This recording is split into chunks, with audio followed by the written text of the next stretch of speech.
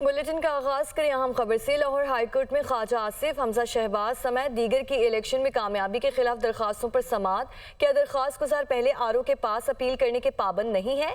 Justice Ali बाकर नजफी की जानिब से कहा गया है, पहले दरख्वास्त गुजार करने का फॉरम इलेक्शन कमीशन का है। ये अदालत इलेक्शन कमीशन को उम्मीदवारों की दरखास्तों पर फैसला करने की हिदायत देती है और हम रिटर्निंग अफसर के पास दरख्वास्त लेकर गए हैं। वकील रेहाना डार की जानिब से कहा गया और उन्होंने मजीद कहा कि इलेक्शन प्रोसेस के फौरी बाद मुतालिका फॉरम से रुजू किया। इलेक्शन कमीशन की बदनीयती जाहिर होती है। सुनने को मिल रहा है कि इलेक्शन कमीशन ने फॉर्म फौरियत भी जारी कर दिया है। वकील रेहाना डार की जानिब से ये कहा गया है, लाहौर हाईकोर्ट मरीम नवाज की कामयाबी के खिलाफ दरख्वास्त पर समाअत।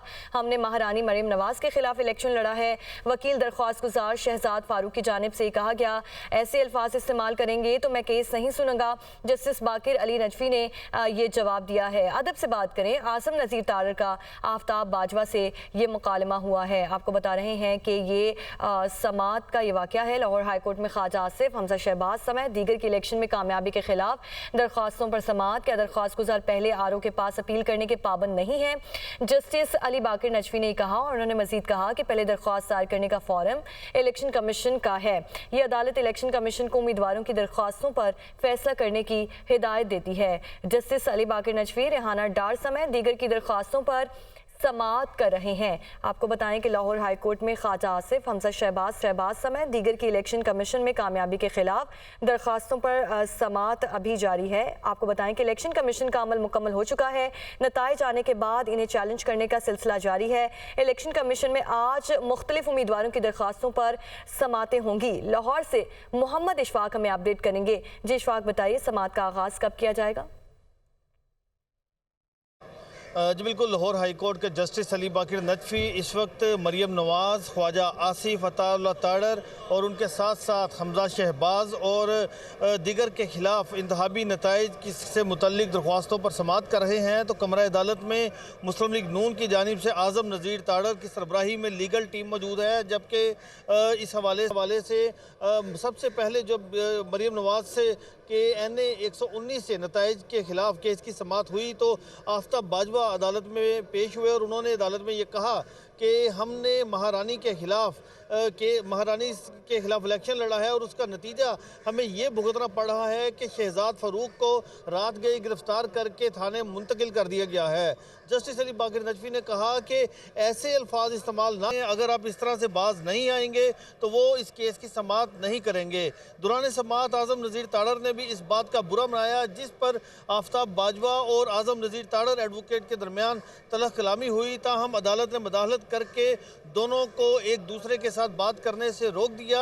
आफ्ताब बाजवा एडवोकेट ने यह कहा कि फॉर्म 45 के तहत शहजाद फारूक भारी मार्जिन से कामयाब हुए हैं, लिहाजा सलमान अकरम राजा के केस की रोशनी में उनके केस को भी उसी तरह से ट्रीट किया जाए। अदालत ने कहा कि इस मामले पर इलेक्शन कमीशन से हम वजाहत मांग लेते हैं। तो दौरान समाअत इलेक्शन कमीशन के वकील कमरा अदालत में मौजूद थे और उन्होंने अदालत को ये बताया कि ये फोरम ये नहीं है इंतहाबी नताइज के खिलाफ, बल्कि दरख्वास्त गुजारों को पहले रिटर्निंग ऑफिसर और फिर इलेक्शन कमीशन से रुजू करना चाहिए। जस्टिस अली बाकर नजफी ने कहा कि ये बात दुरुस्त है कि लाहौर हाई कोर्ट बराह रास्त इन केसेस की समाअत नहीं कर सकती। अब चूंकि इलेक्शन प्रोसेस मुकम्मल हो चुका है तो अब ये मामला पहले इलेक्शन कमीशन के पास ही जाना चाहिए। जस्टिस अली बाकर नजफी ने इन तमाम केसेस को इलेक्शन कमीशन के रूबरू भिजवाने का अंदिया दे दिया। तो दौरान समाअत इलेक्शन कमीशन के वकील से जस्टिस अली बाकर नजफी ने कहा कि अब तक इलेक्शन कमीशन में कितनी दरख्वास्तें आ चुकी हैं, जिस पर इलेक्शन कमीशन के वकील ने कहा कि इलेक्शन कमीशन ने इंतहाबी नताइज के खिलाफ तमाम दरख्वास्तों को समाअत के लिए मुकर्रर कर दिया है और दर्जनों हलकों में इलेक्शन कमीशन ने दरख्वास्त गुजारों को रिलीफ भी दिया है। तो जस्टिस अली बाकर नजफी ने कहा कि आप मुझे तादाद बताएं कि इस वक्त कितनी दरख्वास्तें आपके पास ज़ेर समाअत हैं। तो इलेक्शन कमीशन के वकील ने कहा कि मजमूई तौर पर 100 से ज़ायद यानी 100 से ज़ायद हलकों के खिलाफ इंतहाबी नताइज के खिलाफ उनके पास दरख्वास्तें ज़ेर समाअत है, जिस पर फैसले होना बाकी हैं और रोज़ाना की बुनियाद पर इलेक्शन कमीशन में इन दरख्वास्तों पर समाअत हो रही है। इलेक्शन कमीशन के वकील ने कहा कि 1-2 रोज़ में लाहौर हाई कोर्ट के जजेस पर मुश्तमिल ट्रिब्यूनल भी बन जाएंगे, जिसके बाद इन तमाम दरख्वास्तों की समाअत ट्रिब्यूनल में होगी। लिहाजा बराह रास्त ये दरख्वास्त लाहौर हाई कोर्ट में दायर नहीं की जा सकती। दौरान समाअत सलमान अकरम राजा के केस से मुतल्लिक भी समाअत का आगाज़ हुआ तो अदालत ने कहा कि आप अपनी बारी पर बात करेंगे। अभी हम ज़रूरी नौयत के जो केसेस हैं, यानी जो अर्जेंट नौयत की दरख्वास्तें हैं, उनकी समाअत कर रहे हैं। आपका केस रेगुलर केस में फिक्स है। जिसके बाद सलमान अकरम राजा के वकला पीछे जाकर बैठ गए। तो इस वक्त जो आफ्ताब बाजवा एडवोकेट हैं, उन्होंने अदालत में ये नुक्ता उठाया कि फॉर्म 45 के तहत हमारा ग्रीवियंस सिर्फ इतना है कि फॉर्म 45 के तहत रिटर्निंग ऑफिसर को हुक्म दिया जाए कि दोबारा हमारा रिजल्ट कंसोलिडेट किया जाए ताकि हम मुतमिन हो सके। अगर हम हार जाएंगे तो हम हार कबूल कर लेंगे, लेकिन जो फॉर्म 45 हमारे पास मौजूद हैं उनके मुताबिक शहजाद फारूक भारी अक्सरियत से कामयाब हो चुके हैं। तो जी ठीक है इशफाक, आप हमें तमाम तर डिटेल से आगाह करे थे। आप हमारे साथ ही मौजूद रहिएगा। इस्लामाबाद से यासिर मलिक ने भी हमें ज्वाइन किया है। यासिर बताइए, इलेक्शन कमीशन में आज मुख्तलिफ उम्मीदवारों की दरखास्तों पर समाअत होंगी। कौन कौन से उम्मीदवार हैं जिनके खिलाफ दरखास्तों पर समाअत आज होगी? देखिए, मजमूई तौर पर अगर बात की जाए, इलेक्शन कमीशन में तकरीबन 88 के करीब जो दरखास्तें हैं वो दायर की गई हैं। इसी तरह से अगर मुख्तलिफ हलकों की, जिसमें सूबाई हलके भी हैं और कौमी असम्बली के हलके भी शामिल हैं, आज अगर बात की जाए तो बड़ी तादाद में जो हारने वाले उम्मीदवार हैं वो यहाँ पर पहुँच रहे हैं और अपनी दरख्वास्तें जो हैं वो दायर करते हुए दिखाई दे रहे हैं। इस वक्त मुस्लिम लीग नून के मुर्तज़ा जावेद अब्बासी जो हैं वो पहुँच चुके हैं। मुस्लिम लीग नून के रहनुमा सरदार यूसुफ पहुँचे हैं। डॉक्टर बाबर अवान यहाँ पर मौजूद हैं और इसी तरह से दीगर जो सूबाई असम्बलियों के हारने वाले जो उम्मीदवारान हैं वो भी इलेक्शन कमीशन से रुजू कर रहे हैं। अगर अब तक की अगर बात की जाए तो कौमी असम्बली के जो 10 हलके हैं उनके ऊपर जो है इलेक्शन कमीशन की जानिब से बड़े वादे अल्फाज में ये कह दिया गया है कि जो हतमी नताइज हैं वो रोके जाएँ। दूसरी जानिब 16 मुख्तलिफ सूबाई असम्बलियों के जो नताइज हैं वो भी रोके गए हैं। लेकिन इलेक्शन कमीशन की जानिब से अब जो जीते हुए उम्मीदवारान हैं, चूँकि ऑलमोस्ट तमाम जो नतीजा है वो मौसूल गैर हतमी और गैर सरकारी मौसूल हो चुका है, तो अब नोटिफिकेशन का मरहला जो है वो भी शुरू होना है। तमाम जो उम्मीदवारान जीते हुए हैं उनके नोटिफिकेशन भी इलेक्शन कमीशन ने जारी करने हैं। इसके साथ साथ चीफ इलेक्शन कमीशन की सरबराही में समातों का सिलसिला भी जारी है। अब यहाँ पर इलेक्शन कमीशन में जो लोग आते हैं वो अपनी जो अपील दायर करते हैं उसके ऊपर फिर नंबर लगा दिया जाता है और उसके बाद उसका एक दिन जो है वो मुख्तस किया जाता है कि किस दिन जो है वो उनकी अपील सुनी जाएगी। तमाम तर जो उम्मीदवारान हैं, चाहे वो सूबाई असम्बली के हों या कौमी असम्बली के हों, जो हारे हुए हैं उनकी जानिब से जो मौक़िफ़ है वो अपनाया जाता है कि उनके जो फॉर्म 45 है उनके पास मौजूद हैं, लेकिन जो रिटर्निंग ऑफिसर हैं उनकी जानिब से जो फॉर्म 47 जारी किया गया है उसमें जो है वो बेज़ाब्तियाँ की गई हैं। तो तमाम लोग जो ठीक है यासिर, आप हमारे साथ ही मौजूद रहिएगा। पेशावर से आमिर जमील भी हमारे साथ मौजूद हैं। आमिर बताइएगा, पेशावर में क्या सूरत हाल है? इलेक्शन कमीशन में आज मुख्तलिफ उम्मीदवारों की दरख्वास्तों पर समातें होंगी। जी बिल्कुल, देखिए मुल्क भर की तरह खैबर पख्तूनख्वा में भी इलेक्शन के जो नताइज हैं वो चैलेंज किए जा रहे हैं और पेशावर हाई कोर्ट में पाकिस्तान तहरीक इंसाफ के जो हारने वाले अरकान हैं उनकी जानिब से दरख्वास्त भी दी गई है और उसकी दरख्वास्त पर समाअत जो है वो आज मुकर्रर की गई है, जिसकी समाअत पेशावर हाई कोर्ट के जस्टिस अरशद अली और जस्टिस शकील अहमद का 2 रुकनी बेंच करेंगे। दरख्वास्त में ये इस्तदा की गई है कि इलेक्शन कमीशन की जानिब से या आरओ की जानिब से जो रिज़ल्ट हैं वो तब्दील किए गए हैं और फॉर्म 45 उनके पास मौजूद हैं, जबकि फॉर्म 46 में जो रिज़ल्ट हैं वो इनके मुतनाज़ हैं। लिहाजा जो हतमी रिज़ल्ट है वो इलेक्शन कमीशन को रोका जाए, इस हवाले से सदा की गई है। जबकि जो खैबर पख्तूनख्वा के 8 सूबाई हलकों के लिए ये दरख्वास्तें दी गई हैं, जिनमें PK 72, 73, 74, 75, 78, 89, 82 और 28 ये हलके शामिल हैं।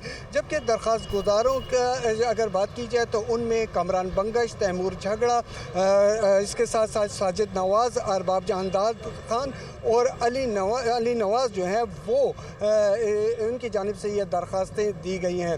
दरख्वास्तों में आज जो है उस पर समाअत मुकर्रर की गई है और अब से कुछ देर बाद पेशावर हाई कोर्ट का 2 रुकनी बेंच जस्टिस शकील अहमद और जस्टिस अरशद अली पर मुश्तमिल है, वो इसकी समाअत करेगा। जी जी ठीक है, आप हमारे साथ ही मौजूद रहिएगा आमिर। अभी हमें कराची की जानिब बढ़ना है। लियाकत राना हमारे साथ मौजूद हैं।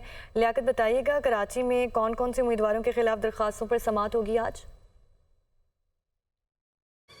देखें, कराची में अब तक सिंध हाई कोर्ट में 8 कौमी असम्बली के और 5 सूबाई असम्बली के उम्मीदवारों के जो कामयाबी है उनको चैलेंज किया है। हफ्ते वाले दिन 331 में पीपल्स पार्टी के हकीम बलोच की कामयाबी को आज़ाद उम्मीदवार खालिद महमूद एडवोकेट ने चैलेंज किया था। NA 248 से पीपल्स पार्टी के सादिक इफ्तिखार MKM के सादिक इफ्तिखार की कामयाबी को आज़ाद उम्मीदवार हलीम आदिल शेख ने चैलेंज किया था। NA 248 से खालिद मकबूल सिद्दीकी की कामयाबी को अरसलान खालिद ने चैलेंज किया था। NA 241 से पीपल्स पार्टी के डॉक्टर इख्तियार बेग की कामयाबी को जावेद छतारी एडवोकेट ने चैलेंज किया था। PS 98 से जानशेर जुनेजो ने चैलेंज किया था। NA 242 से आज सैयद मुस्तफ़ा कमाल की कामयाबी को दवा खान ने चैलेंज किया है।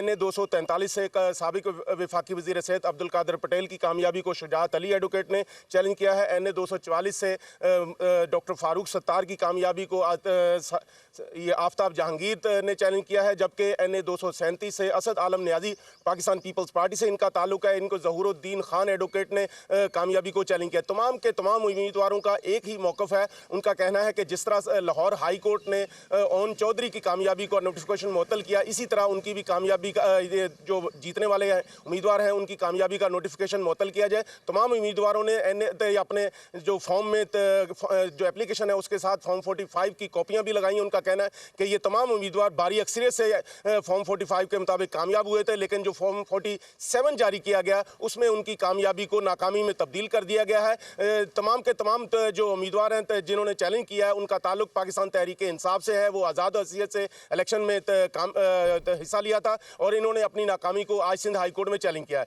तवक्को है कि आज 5 दरखास्तों की समाअत सिंध हाई कोर्ट के चीफ जस्टिस करेंगे।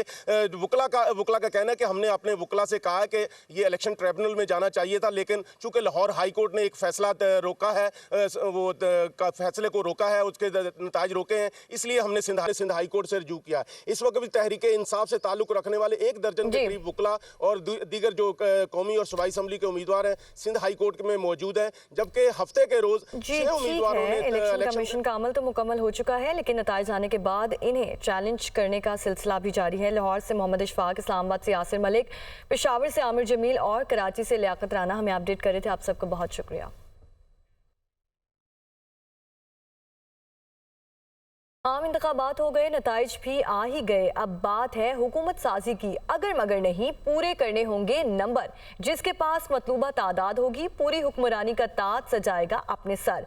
कौन बना पाएगा किस तरह हुकूमत, मुमकिन इत्तेहाद से वफाक और किन सूबों में बनेगी हुकूमत, देखिए इस रिपोर्ट में।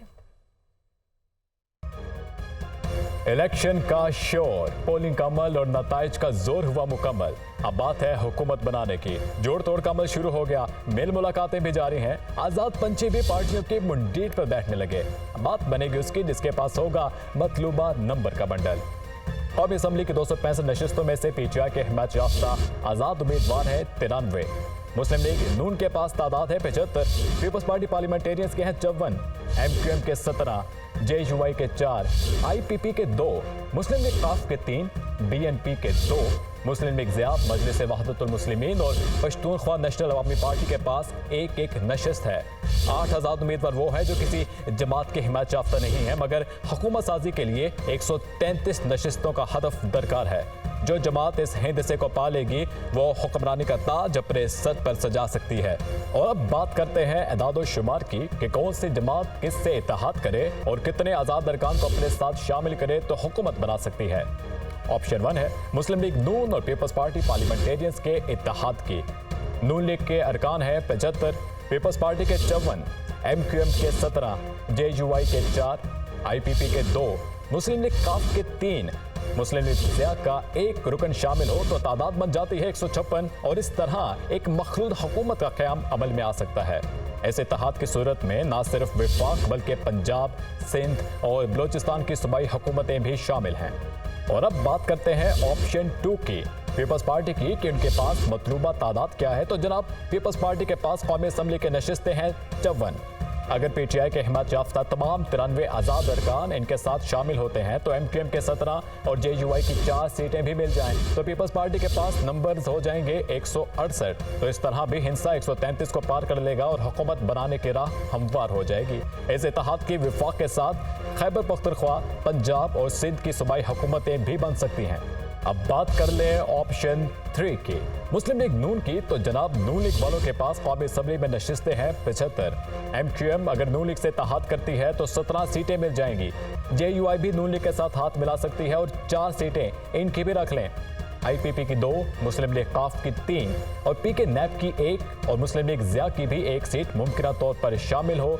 8 आज़ाद अरकान जो किसी जमात का हिस्सा नहीं और शामिल हों और पीटीआई की हिमायत याफ्ता 22 अरकान इत्तेहाद करें तो 133 का हिंसा आसानी से अबूर हो जाएगा। इस सूरत में यह मुमकिन इत्तेहाद विफाक के साथ साथ पंजाब और बलूचिस्तान में भी हुकूमत बनाने की पोजीशन में आ सकता है। हुकूमत बनाने के लिए जोड़ तोड़ तो अरूज पर है। 10 और 11 फरवरी को लाहौर में होने वाली मुलाकातों से ऑप्शन 1 को तकवीत मिलती है, जिससे नून लीग और पीपल्स पार्टी के इत्तेहाद से न सिर्फ विफाक बल्कि पंजाब, सिंध और बलूचिस्तान में भी ये इल्हाक हुकूमतें बना सकता है। आने वाले चंद दिनों में फैसला हो जाएगा कि ऊंट किस करवट बैठता है।